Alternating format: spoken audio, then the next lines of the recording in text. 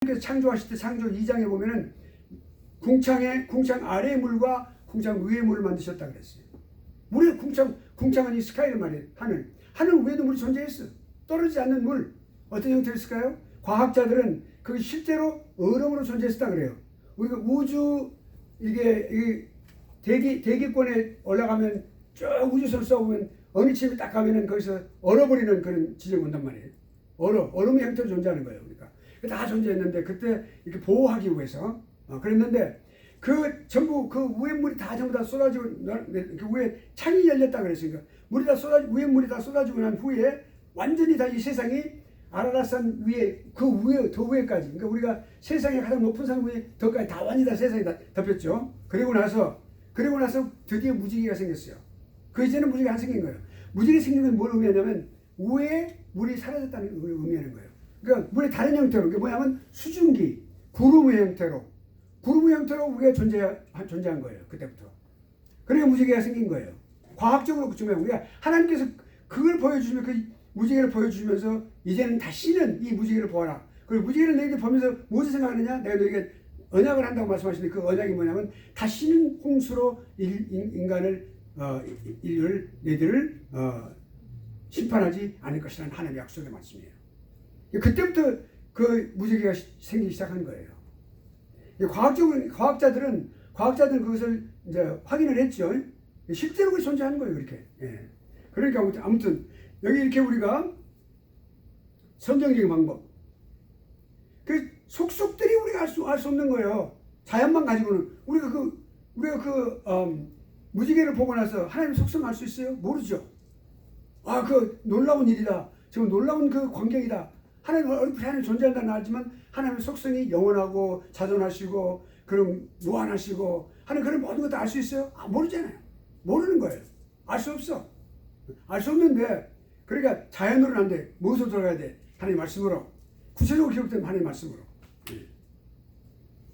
그러니까 우리가 하나님의 계시의 말씀 안에서 하나님 말씀을 배우면서 하나님의 속성을 우리가 알게 되는 거죠.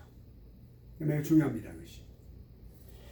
자, 그러니까 우리가 이제 앞으로 지금 오늘 제가 좀 늦게 와가지고 늦게 시작을 했는데 한 15분 좀 더 하겠어요. 5분 남았는데 10분이나 좀 더 연장하겠습니다. 자, 그러면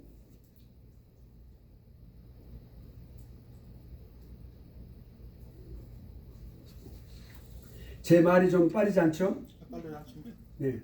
자, 그러면 그러니까 계시 신학이라고 말해 우리가. 계시 신학이라는 말은 우리가 배우는 모든 신학, 조직 신학뿐만 아니라 교회 신학뿐만 아니라 모든 다른 실천 신학이든 모든 신학은 다 신학에 관한 문제 말할 때 계시 신학을. 왜 계시 신학이라고 하냐면 하나님께서 계시하신 하나님의 말씀, 특별 계시를 계시해서 이것이 교리가 나와서 그 체계화된 학문이기 때문에 계시 신학이라고 하는 거죠. 하나님께서 보여주신 거예요, 그러니까 이렇게. 그걸 바탕으로 했기 때문에. 그리고 계시 신학 안에서 하나님의 그 신적인 존재, 그리고 하나님의 신적인 존재뿐만 아니라 그 존재가 갖고 계시는 속성, 하나님의 속성 배우는 거예요. 그게. 그러기 위해서 오늘 말씀 찾는 거죠. 우리가 이렇게 제 이게 교재를 보면은 하나님 말씀이 많이 밑에다 다 각줄 달아놨어요. 이게 많이 달아놨어요. 참고하시면 되고요. 자, 그러니까 그 다음에 이제 우리가 분류를 해보도록 하겠습니다. 하나님의 방식이 뭐냐? 하나님의 방식. 하나님께서 자신의 지식, 하나님의 그 지식이 있어요. 뭐든 하나님은 영원하시다. 이것도 지식이에요.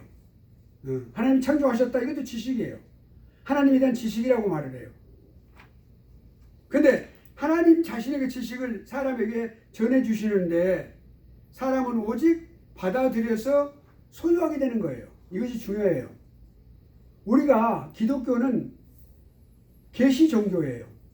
그러니까 하나님은 우리에게 나는 이런 존재다. 얘들아, 나는 이런 존재야. 하나님은 다 그래요. 나는 이런 존재다. 난 이러한 분이시다. 하나님 그렇게 말씀하시는 거예요. 그것이 여기 기록되어 있어요. 다른 형태로 말씀하셨겠죠. 네, 그러니까 하나님 하시는 일을 보고 창조하시고, 그러니까 창세기 1장 1절을 보면은 태초에 하나님이 천지를 창조하시니라.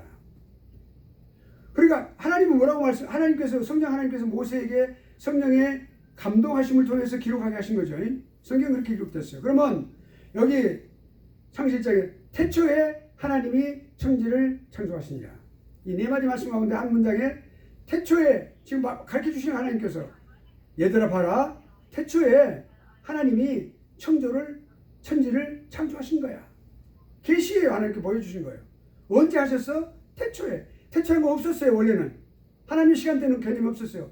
태초라는 것은 처음으로 처음 시작하는 거예요. 태초라는 것은 시초를 말하는 거예요. 그것 자체도 하나님께서 딱 창조하시면서 그것도 딱 창조하신 거예요. 태초도 창조된 창조물이에요. 태초, 처음, 시작, 시간의 시작. 24시간 개념의 시작, 날의 개념의 시작, 요음이라는 시작.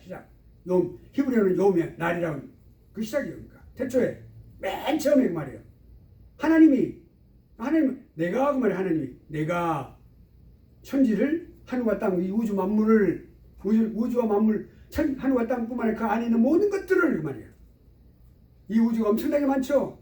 우리 갤럭시가 수억만 개의 별이 있는데 그것이 수천만 개의 갤럭시가 있다는 거 알죠? 얼마나 큰지 알죠? 우리 조그마한 점에 불과해. 자, 그러니까 그 천지를 창조하셨느니라. 내가 창조하셨다. 너희들 보아라, 자녀들아, 내가 창조하였느니라. 아니, 그 보여주시는 거예요. 그것이 계시의 말씀이에요. 그래서 시작을 했어요. 그것은 우리는 그대로 믿음으로 무엇으로 그걸 수납을 하는데 무엇으로 수납해요? 믿음으로 받는 거예요. 믿음 없이는 하나님을 기쁘시게 못하나니 그랬어요. 믿음이 없이는 하나님을 기쁘시게 못한다고 말씀하셨어요. 히브리서에. 믿음이 있어야만 믿음으로 받아들이는 거예요. 믿음으로. 그러니까 믿음은 누가 줘요? 주님께서 주시죠. 믿음의 주여 온전케 하시는 이 주 예수를 바라보자 그랬어요. 믿음의 주라고 그랬어요. 믿음이 주체가 되신 분이 누구예요? 예수님이에요. 우리가 만드는 거 아니에요. 하나님께서 믿음을 줘야만 우리가 믿을 수 있어요. 그러니까 우리 믿는다고 하는 것은 하나님께서 우리에게 믿음을 주셨기 때문이라는 거죠. 하나님의 자녀가 됐다는 거죠. 그래서 우리 하나님의 놀라우신 그 놀라우신 그 하나님의 모든 그 갖고 계신 그 속성 알게 되는 거예요. 그러나 이 66권에 대한 하나님 모든 걸 다 말씀하신 건 아니에요. 하나님은 이보다도 훨씬 더 원대하신 분이에요. 그러나 하나님은 꼭 우리에게 필요한 것만 말씀하신 거예요. 구원에 필요한 것만. 그것이 그렇게 우리가 하는 것이 하나님의 방식입니다. 자, 그러면 이제 여기 하나님의 속성을 분류하기 위해서 또 사람들이 많이 노력을 했어요. 많이 노력을 한 거예요. 그러니까 우리가 먼저 노력한 것을 우리가 이제 알아보고 또 어떤 것이 가장 적합한 것인지 나중에 말하는 겁니다. 그러니까 좋은 것은 항상 나중에 오는 거예요. 예수님께서 가나 혼인잔치 가셨을 때 처음에 떨어졌어요. 포도주가 떨어졌어요. 딱 떨어졌으니까 주님께서 그래서 마리아가 다 떨어졌다고 한다 보니까는 여자애 내가 이거 무슨 상관이 있나니까 다 그렇게 하면 딱 이렇게 말씀하시는 후에 물을 가득 담으라. 그 물 항아리가 큰데 돌 항아리가 엄청 크니까 다 물을 채워서 물 채우라 그랬어요. 6개 딱 있는데 다 채웠어요. 그럼 이거 떠다 줘라 그러셨어요. 이미 주님은 그 물로 된 포도주, 빨간색이 아니고 그냥 맹물인데 포도주야. 그래 모두 포도주 만들어가지고 이거 떠다 주어라 그러셨어요. 떠다 주니까 사람들이 마시면 이거 뭐야? 그 사람들이 마시면 그 주인한테 뭐라고 하냐면 당신은 처음보다 나중에 더 좋은 것을 남겨두었도다 그랬어요. 그것이 훨씬 더 자기들이 맛있다고 자기들이 포도주를 만들라고 먹은 것보다 훨씬 맛있는 거였거든요. 그러니까 그건 주님께서 만드신 걸 특별하게 얼마나 최상급이겠어요. 아주 그 마지막에 성경은 항상 나중에 오는 것이 좋은 것이다. 우리도 성경 공부가 똑같아. 처음에 다 이렇게 좀 자지부지한 것들 좀 알아보고 그 제대로 된 것을 우리가 한번 알아야 되는 거지. 알아봐야 되겠죠. 자, 그럼 봅시다. 분류법, 여러 가지 속성들을 분리하는 것들 말이죠. 속성을 여러 가지로 분류해보는 거 필요해요. 그래야 그 일목요연하게 우리 머릿속에 들어오는 거예요. 첫째는 자연적 속성과 도덕적 속성이 있다 이렇게 말해요. 사람들이. 뭐냐면 자연적인 속성은 뭐냐면 그냥 자연적인 속성은 하나님께서 스스로 존재하시고 또 하나님께서 뭐 단순하시고 복잡하지 않고 무한하시고 하는 이런 것들을 다 이렇게 타고난 본성이다. 그런데 하나님은 또 도덕적인 속성도 갖고 계신다. 뭐 긍휼하심이고 또 선을 행하시고 정의로우시고 뭐 진리이시고 뭐 이런 어떤 도덕적인 그런 특성을 갖고 계신다 이렇게 말했어요. 그러니까 결국엔 이렇게 분류를 했어요. 그러니까 하나님은 자연적인 속성을 갖고 계시고 도덕적인 속성을 갖고 계신다 이렇게 분류를 한 거예요. 그런데 뭐 이게 실제로 분류 이거 본다면 또 자연적인 어떤 그런 건 그렇게 분류를 할 수 있겠지만 완전한 분류는 아니라 이렇게 말할 수 있어요. 그다음에 절대적인 속성과 또 이제 상대적인 속성. 절대적인 속성은 뭐예요? 그냥 하나님의 본질에 속한 거예요. 그냥 하나님의 본질. 그대로 갖고 계신 본질. 그러니까 스스로 존재하시는 거라든지, 또 영원하신 거라든지, 또는 제한이 없는 거라든지, 이런 무한성, 이런 것들을 다 이렇게 말씀하시는데, 그 다음에 또 상대적인 속성은 뭐냐면, 또 이렇게 편지하시고, 우리들은 편지를 못해요. 우리는 여기 전제할 때 우리가 현재 시간에 우리 꼭 여기에만 있어야 돼요. 다른 데 뭐 있을 수 없어요. 우리 집에도 있고 여기도 있고 그러지 못해요. 우리 한 군데만 있어야 돼. 그 편지 못하는 거예요. 그러니까 하나님 그러나 우주 전체에 다 계시는 거죠. 우리 안에 내주하실 뿐만 아니라 성령 하나님께서 이 우주 전체에 다 계시는 거니까. 우주는 하나님의 발등상이라고 해줬어요. 그만큼 작아요 우주가. 근데 하나님 딱 우주에 딱 계시는 거니까 이게 다. 그러니까 그런 어떤 편재성 또 모두 다 아시는 거예요. 그러니까 omniscience라는 전지성을 말하는 거예요. omniscience, omnipotence 그러면 전능하심, 전능성, 전지전능 그러면 omniscience, omnipotence 그러면 그러니까 그 전지성을 말, 전능성, 전지성 등. 우리는 그렇게 우리 전지하지 못하잖아요. 우리는 힘이 약하죠. 무거운 거 500kg짜리 들 수가 없어 우리는. 겨우 한 25kg짜리 쌀 한 포 들 수가 있겠죠.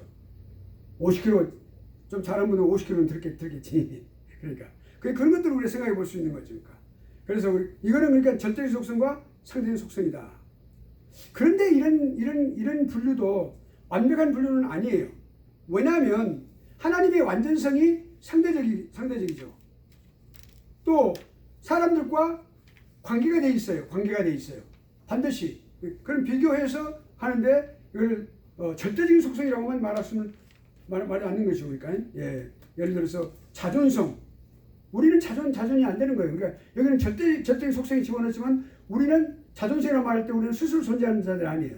반드시 엄마 아빠가 사랑에 의해서 태어난 사람들이에요. 우리 자녀도 그렇고. 무한성, 우리는 유한이에요. 60세, 100세 밖에 못 살아. 근데 하나님은 무한하단 말이에요. 그러니까 상대적이에요, 이렇게. 근데 절대적인 속성이다, 이걸 집어넣었다? 그건 잘못이라고 말이죠. 반드시 이 세계와 우리가 살고 있는 세계와 관련이 있다는 사실을 우리가 알아야 된다, 말이죠. 그 다음에 세 번째, 내재적인 속성과 자동적인 속성, 그리고 유추적 속성과 타동적인 속성.